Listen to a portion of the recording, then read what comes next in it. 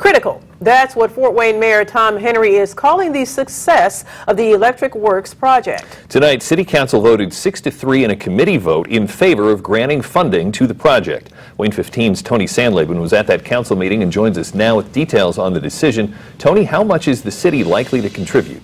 Well, Dirk and Tara, according to the City Council agenda, the city will contribute more than $13 million, with $10 million of that coming from what's called the Legacy Fund. The mayor says that fund is supposed to be used for Fort Wayne's long-term future projects.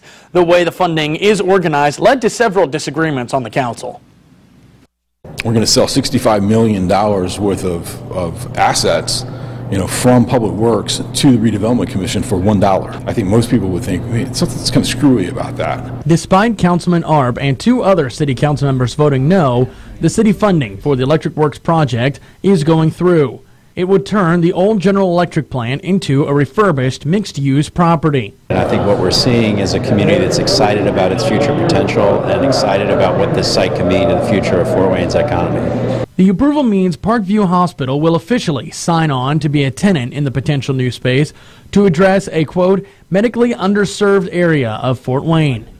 Councilman Russ Yale opted to keep his word and voted against the proposal because of the funding setup. The public-private partnership has to work for the public, not just the private portion of the partnership.